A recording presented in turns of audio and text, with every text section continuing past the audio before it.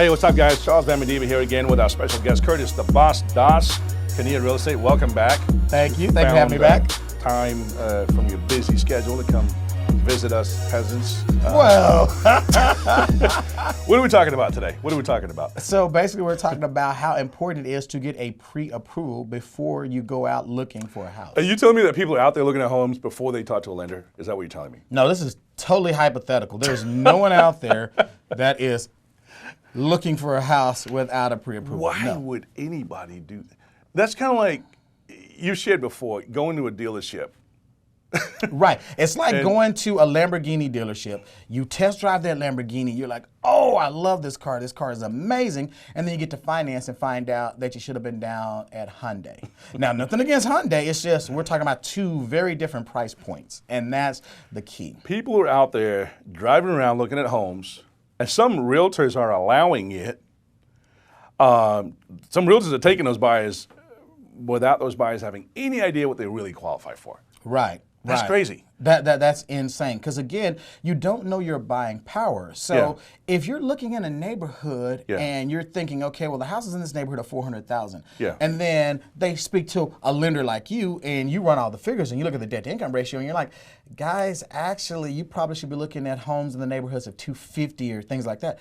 That could be a dream crusher. Literally, you're like, I had my hopes set on that house, but I can't have that house. But what's worse, that temporary dream crushing, or you made moving plans, you gave in your notice, you changed your kid's school district, you put down a deposit, perhaps you paid for an appraisal, perhaps you paid for a home inspection, you told all your neighbors and friends on Facebook, hey, we're buying a new house. Yeah. And now you're not. And you loaded up the truck and you moved to Beverly.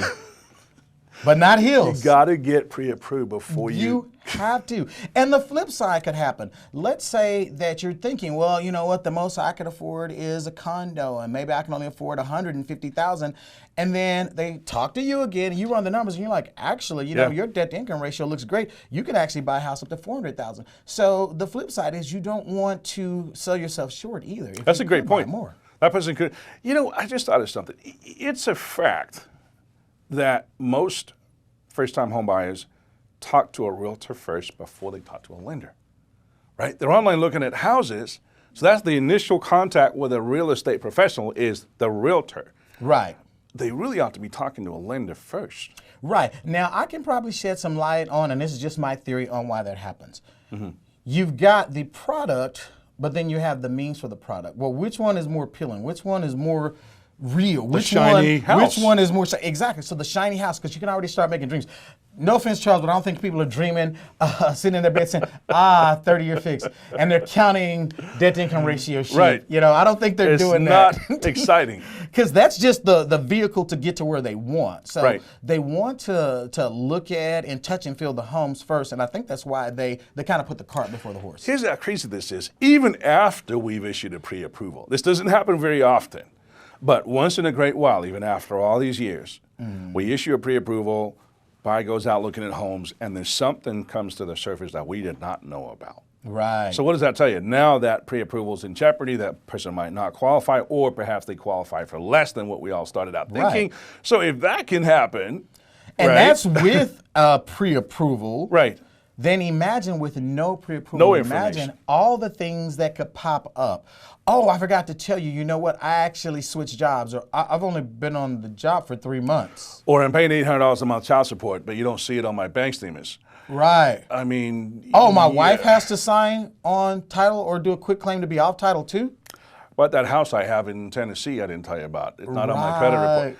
You got to tell your lender everything. Yeah, the lender's like your attorney. You want to be upfront and tell your lender everything, because how else can you, the lender, paint an accurate picture? Let me ask you this. Do you ever take a buyer, honest answer, I'm sure everything's going to be honest, but absolutely. Do you ever take somebody out and show them property before they've talked to a lender? Even if they give you some kind of verbal, hey, I make, X amount a year, my credit score is this, and is there any exception to this rule?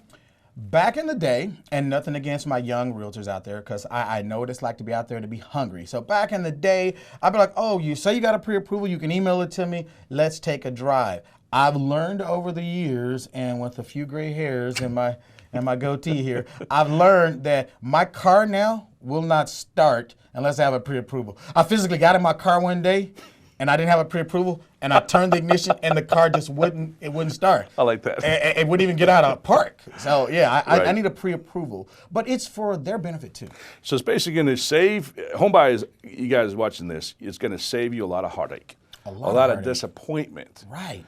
And like Curtis said, it might actually take your ambition from here to here if you find out the reverse, which is, hey, I qualify for more than I thought I could. Right, and on that same subject too, I've had buyers that say, you know what, Curtis, I don't want to spend more than $300,000. Yeah. And so they put a limit on the whole amount of the house.